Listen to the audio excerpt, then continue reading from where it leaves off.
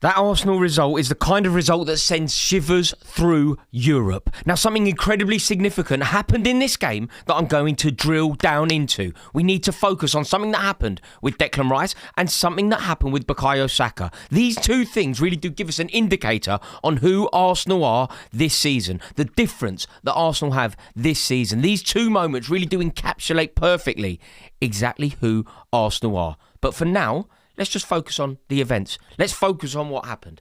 Arsenal spanked Bayern Munich. Arsenal embarrassed Bayern Munich. Arsenal were far and away the better team. Arteta outthought his opponent in Vincent Kompany, and Arsenal's players outfought every single player on the pitch. Arsenal won their duels. Arsenal won the battle of the fans. Arsenal won everything. And as a result, Arsenal are now the only side to have a perfect record of 5 wins from 5 in Europe. Therefore, unsurprisingly, they sit top of the Champions League. This was Bayern Munich's first defeat this season. In any competition, this was Bayern Munich's first defeat. Now think about what that means. Think about what that means for Arsenal to do that to a juggernaut, a behemoth like Bayern Munich. That is undoubtedly a statement victory. Not because Arsenal aren't already excellent. They are. We know they are. We've seen it. I also disagree with Mikel Arteta. Mikel Arteta was talking about Bayern Munich, and he was saying that Bayern Munich are the best team in Europe. According to Arteta, his definition of the best side in Europe, he believes it's Bayern Munich. I personally would contest that. I actually think it's Arsenal. I think that Arsenal have been the better. But in this clash specifically, even though I do believe Arsenal are stronger than Bayern, even though I disagree with Mikel Arteta, in this specific clash, Bayern Munich were the favourites.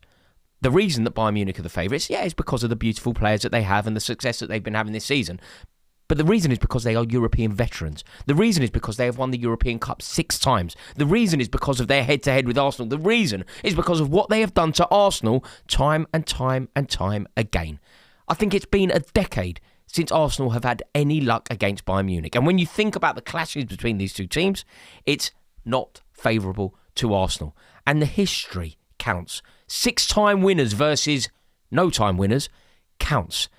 And as a result, I think this is just massive for Arsenal. I really do. Do you remember last year when Arsenal beat Real Madrid home and away? I remember talking about that. And I remember saying that was the moment that I almost had to redefine who Arsenal were. I had to suddenly rationalise a situation where Arsenal were going to win the European Cup. If you beat Real Madrid home and away, smash them home and away, have a little bit of bad luck, missing a penalty in the Bernabeu, and then still having the audacity to dink the keeper, Courtois, the best keeper in the world, suddenly you become a serious football club, a serious proposition. And as a result, I had to start thinking, oh my God, Arsenal are going to win a European Cup. And this result against Bayern Munich only compounds that. I feel like it's similar. Bayern arrived at the Emirates in London with this aura of superiority. I don't mean that in a vain way. I don't mean it in an aggressive way. I don't mean it in a negative way. I mean, they have an aura of superiority because, it's not only to Arsenal, it's to London. Munich as a city has 6, London as a city has 2. You're welcome. But London as a city has 2. You can see why they have this aura of superiority. They're recent winners, they're historic contenders, they have the edge over Arsenal, they have England's best centre-forward in their lineup. That's got to be an arrogant thing, hasn't it? If the best German player was playing for Arsenal, you go, hang on a minute. You know what I mean? The fact that they're coming to play in London, Harry Kane's home city, and he's representing them, you can see why they felt like they were serious. They arrived with an element of prestige. They've also already in this competition beaten us. They've also already in this competition beaten Paris Saint-Germain. So they've beaten the reigning champions. They've already been to London and won, and they battered us. And all of those things together make this a statement win. Not only for Arsenal in Europe, but for Arsenal overall, for Arsenal in terms of their domestic aspirations as well. And there were 2 things that happened. I touched on this at the beginning of the video. But rather painfully, 2 things happened in this game that I think Arsenal fans should really be taking to heart. There were 2 moments, when I was watching the game earlier, there were 2 moments where I just thought, oh God, this is different. There is almost a coming-of-age moment for this Arsenal team. And the first one that we should discuss, it's Bukayo Saka. Arsenal were not winning the game when they decided to remove Bukayo Saka from the field of play. Think about how important those words are that I've just said. Over the years, Arsenal have played Bukayo Saka whether he's fit or not. Arsenal have relied upon Bukayo Saka whether he's fit or not.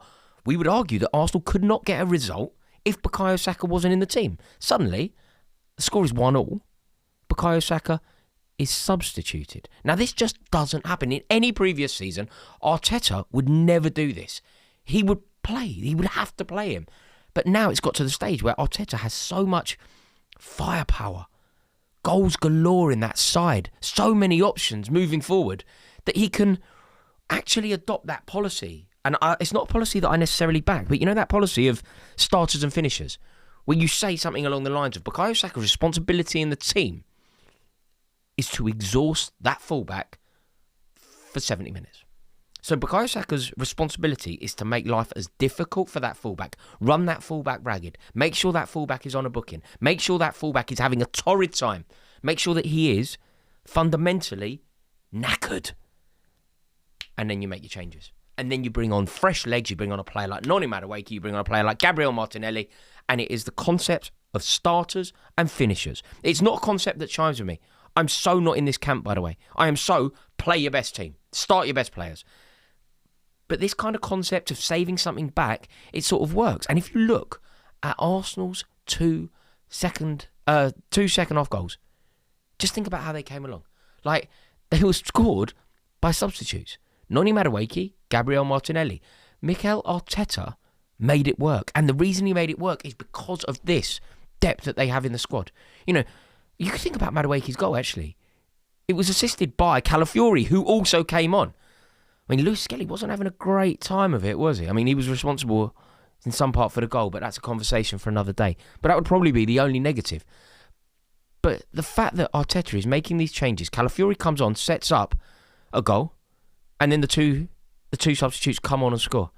What does that mean for Mikel Arteta? It gives him a terrible decision. It gives him a terrible, brilliant problem. It's an oxymoron, right? But it works, doesn't it? It gives you a disgusting, wonderful headache. It's like the most beautiful headache that you can have. How do I spend all my money? What car should I drive today? One of those really difficult problems in life. How do I fit all of my world-class players into a first 11? That is what Mikel Arteta is trying to do here. And I honestly think that Arsenal previously would lose a game like that, especially if they took off Bukayo Saka. And then so this time they found a win. And like I say, this is the Saka point. There's another point to come. But we just have to acknowledge how deep Arsenal's options are. How deep they run. Like, they've won. They've scored 3 goals against Bayern Munich, a team that were previously unbeaten in all competitions. And they've done it without Bukayo Saka on the pitch for the final 20 minutes. They've done it without Gabriel Jesus at all. They've done it without Kai Havertz at all. They've done it without the Europe's top goal scorer last season in Victor Gyökeres. It's truly brilliant the way that they are able to blow opposition sides away, and they have this attacking dynamite that they can detonate whenever they want, both from the bench and from the starting lineup, and they can marry that up. They can morph their starters into their finishers and make it all work. It's troubling. It's troubling for everyone. Like, Arsenal's substitutes in this competition have contributed 8 goals. 8 goals and 5 assists. Like, that is an awful lot, isn't it? That is an awful lot, and more than anyone else in this competition. So it really is significant for what Arsenal are doing. But, you know, I just don't think anyone has the opportunity of bringing on players like Martinelli, players like Madueke, players like Odegaard from the bench. Calafiori on a bench. Like, nobody is able to do that. And that is why they have this team, this depth, and this fear factor now. It is getting to that point. And the other point that I think, in fact, you know what I was just thinking? Is there anyone else that even comes close to matching Arsenal's brilliance in attack? Like, even Real Madrid, they don't have the attacking options, do they? Like, Paris Saint-Germain don't have the attacking options. Like, there is nobody, in fact, that comes close to Arsenal's front line. Do you know what? You probably watch a lot more European football than I do. Is there anyone? Like, I'll always go Real Madrid, no. Barcelona, no. Paris Saint-Germain, no. After that, my European sort of football knowledge is probably stunted. If anyone can think, like, is there anyone that comes close to Arsenal's options? I really don't think there is. But this is another very important point now. This is the second point that I touched on at the beginning of this video. Declan Rice. Declan Rice. I mean, what has he become? Declan Rice is clearly the heir to the throne of Harry Kane's captaincy with England. He is clearly going to be an elite level player for the next decade. He is a wonderful talent, a basically flawless midfielder. And there was a tiny moment that I saw when watching the game earlier, and I was like, oh dear. Like, you'll know the moment if you're an Arsenal fan. If you're not an Arsenal fan, you might not have picked up on it. It was when Harry Kane is trying to run with the ball. Declan Rice sort of loses it. Calafiori's involved in losing it. It doesn't go. It's ugly. It's an ugly pattern of football. Anyway, Harry Kane pulls it away. Harry Kane is on the move.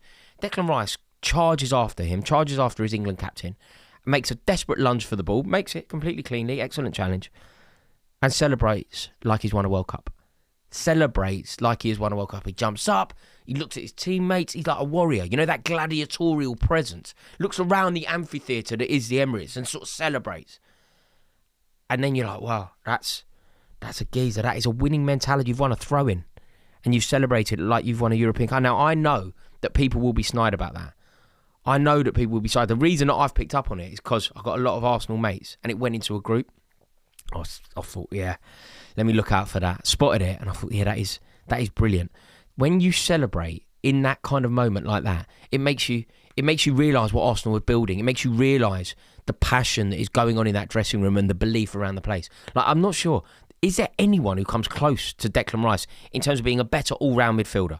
I'm not talking about specific positions in the midfield. I'd argue Caicedo is a better 6 than Rice would be at a 6, but Rice isn't a 6. So playing out of position, Caicedo is better. Rice is a better 8 than Caicedo.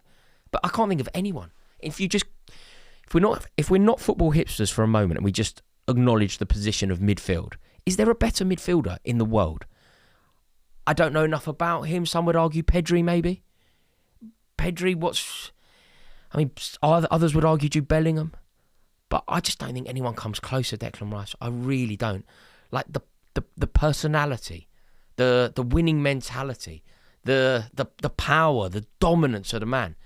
He is a gladiator. And Arsenal's so lucky to have him. You know that song that Arsenal fans sing about him?